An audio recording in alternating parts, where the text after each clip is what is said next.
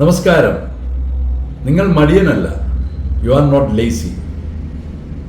The hidden psychology behind procrastination. ആ വാക്കുകൾ കേട്ടിട്ടുണ്ടായിരിക്കാം.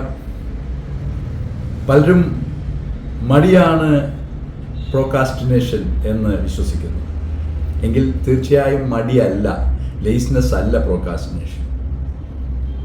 നിങ്ങൾ ലേസി ആയത് അല്ല ലേസി ആണ് എന്ന് നിങ്ങൾ ധരിക്കുന്നത് തെറ്റാണ്. പ്രോക്രാസ്റ്റിനേഷൻ എന്ന് പറഞ്ഞാൽ നമ്മൾക്ക് ചെയ്യാൻ ആഗ്രഹമുണ്ട്,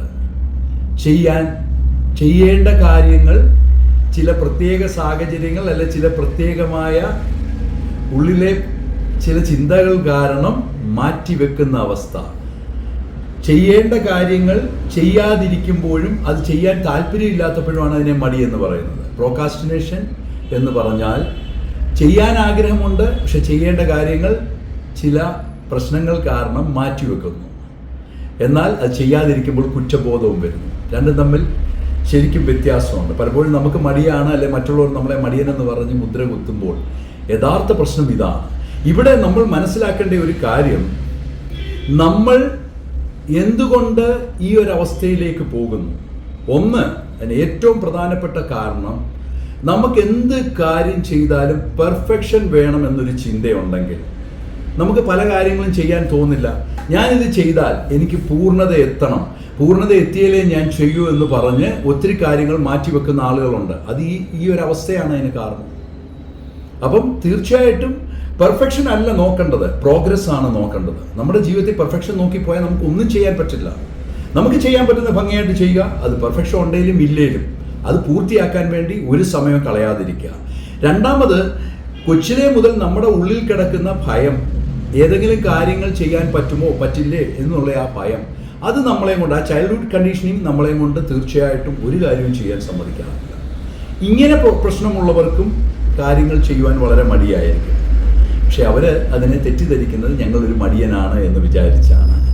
പിന്നെ ഉണ്ടാകുന്ന എന്താണെന്ന് വെച്ചാൽ, വിമർശനങ്ങളെ പേടിയുള്ളവർ, അവർക്കും ഇതൊരു പ്രശ്നമാണ്. കാരണം ഞാൻ എന്ത് ചെയ്താലും മറ്റുള്ളവർ വിമർശിക്കും, അല്ലെങ്കിൽ മറ്റുള്ളവരെ സന്തോഷിപ്പിക്കണം, അങ്ങനെ എന്നാൽ മാത്രമേ ഞാൻ ഈ കാര്യങ്ങൾ ചെയ്യൂ എന്ന് പറഞ്ഞാൽ അതും നടക്കത്തില്ല. അതും ഇതിൻ്റെ ഒരു തടസ്സമാണ്. ഏറ്റവും പ്രധാനപ്പെട്ട തടസ്സങ്ങളിലൊന്ന് അത് തന്നെയാണ്. ഇങ്ങനെ പല കാരണങ്ങളാൽ നമ്മൾ മാറ്റിവെക്കും നമ്മൾക്ക് ചെയ്യേണ്ട കാര്യങ്ങൾ. ഇതെല്ലാം കൂടാതെ നമ്മുടെ ബ്രെയിനൊരു കുഴപ്പമുണ്ട്. ബ്രെയിൻ എപ്പോഴും നമ്മളെ സന്തോഷിപ്പിക്കാനേ ശ്രമിക്കുകയുള്ളൂ, നമ്മളെ കംഫർട്ട് സോണിലാക്കണം.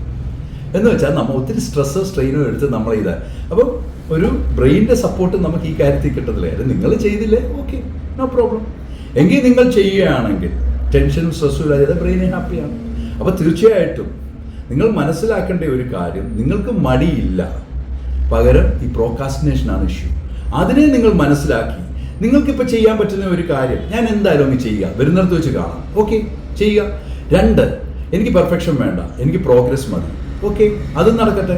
മൂന്നാമത്തെ കാര്യം, ഞാൻ കുറച്ചെങ്കിലും ഇപ്പോൾ ചെയ്യും, ബാക്കി പിന്നെ ചെയ്യാം. ഒരു 5 മിനിറ്റ് ചെയ്താൽ മതി, അതോടുകൂടി ആ പ്രശ്നം പരിഹരിക്കുക. അത് പഠിക്കാനായാലും ജോലി ചെയ്യാനായാലും എന്തെങ്കിലും ഒരു കാര്യങ്ങൾ തീർക്കാനാണെങ്കിലും ഒക്കെ ഒരു 5 മിനിറ്റ് ചെയ്ത് നോക്കാം.